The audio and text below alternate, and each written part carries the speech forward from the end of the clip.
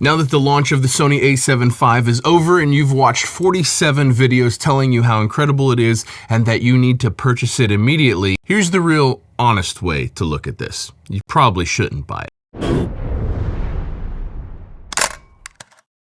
Hey everyone, I'm Cole Caparoon. Thank you for stopping by the Aperture Life for another video. Now first, why would you listen to anything that I have to say on a tiny brand new YouTube channel like this? I'm a printed and published photographer.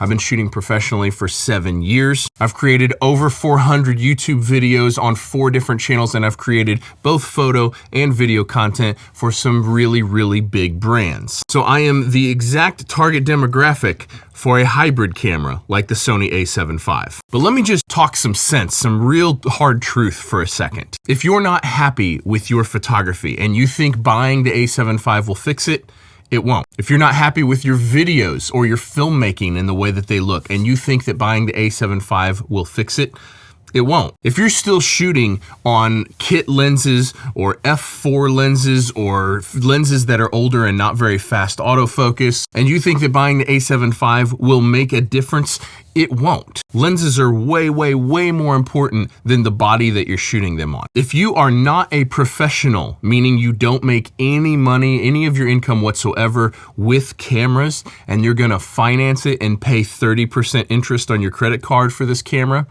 you shouldn't buy it. Conversation gets a little bit different if you are a working professional and this is a business investment for you. I still think you should probably not buy it if you have to pay exorbitant amounts of interest on it, but the conversation changes a little bit if you're actually a professional and it's a business expense. Now there are a whole bunch of things about the Sony A7V that are absolutely incredible, and many of them a gigantic upgrade over the Sony A7 IV. But let's be realistic for a second here. The A7 IV has pretty terrible rolling shutter. And yes, the new A7V has incredible rolling shutter, some of the best on the market. But if you film 90% of your shots locked off on a tripod like this, it doesn't matter. Yes, it matters in moving and panning shots, but if you think your clients are gonna pay you more or your YouTube videos are gonna get more views because you have a camera with lower rolling shutter, it's just not the reality of the situation. I've filmed 400 YouTube videos, many of them vlog style videos and moving B-roll and all kinds of stuff with the A7 IV,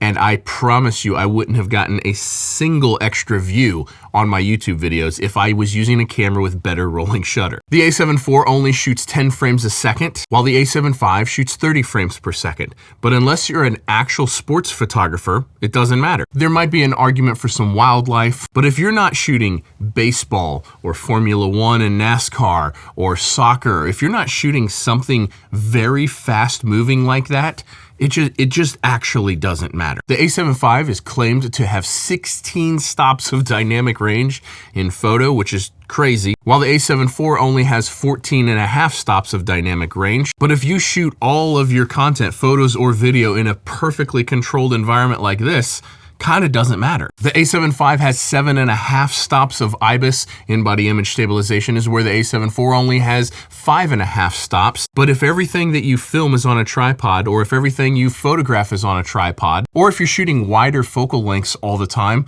kind of doesn't matter. Now, yes, it will make a significant difference in handheld video shots and in longer focal lengths in photo, like above 50 millimeter. Yes, this will actually make a difference. But this is the thing, is it's so easy to get wrapped up in the spec race, in the keeping up with the Joneses, in having to have the newest and latest. And I am the worst at this. I buy the newest iPhone every single time it comes out. And yes, I did pre-order the A7V the moment it was released, but it's because it actually does a couple things that are important to me as a professional. Things that my A7 IV doesn't do. Top of the list is reasons that I ordered it is I don't have a ton of work to do on lighting and on composition and on actual photography. I am an actual working professional that makes a significant portion of my total income with my cameras. I do shoot photos outdoors, landscape photography, automotive photography, product photography outdoors in sometimes very harsh lighting, so the extra dynamic range is a big deal to me. I do shoot on longer focal lengths fairly often, so the extra in-body image stabilization is a big deal to me. I do shoot lots of moving handheld and vlog style videos, and so while I do stand by what I said said that a reduced rolling shutter is not going to get my videos any more views, I do very, very much appreciate it. Having full frame 4K 60 frames per second and having 4K 120 in an APS-C crop is a big deal to me because I use slow motion for B-roll literally every single day that I'm shooting. And that's a significant upgrade to the crop in 4K 60 and no 4K 120 to the A7 IV. I do use my A7 IV for streaming all the time. And the A7 IV is capped at 1080 at 30 frames per second when using it as a webcam or a streaming cam.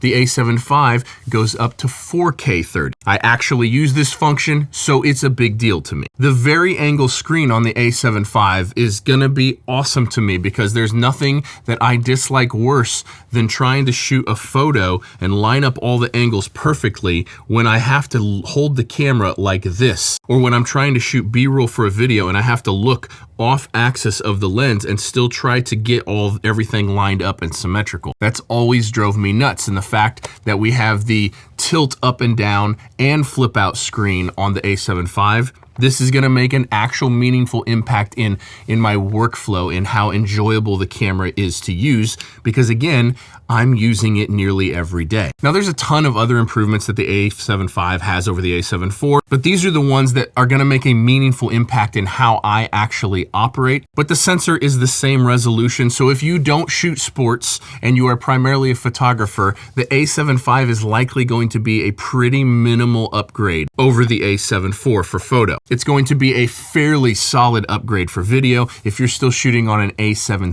III and you only shoot photos, yeah, you're probably starting to think about upgrading just for the autofocus alone, because the autofocus difference between the A7 III and the A7 V is going to be bananas. But the A7 IV has really, really, really good autofocus. So yes, the A7 V should be better, and automatically switching between all of the different subject detection, insect and train and car and airplane and people, and automatically doing that, that's gonna be awesome. But most people that own an A7 IV probably don't need that. I am very excited to get the A7 V and put it through its paces, but I wanted to put a dose of reality out here, just to be honest for a second about who this camera is actually for, whether or not it's actually worth spending money on, because the fundamentals of photography, the lighting of photography, learning composition on photography, being able to travel to unique spots to photograph, having a great lens selection, a fast set of lenses that are very sharp and have fast autofocus and wide apertures, like these are things that are way more important than the camera bodies that we're shooting on. So while the A7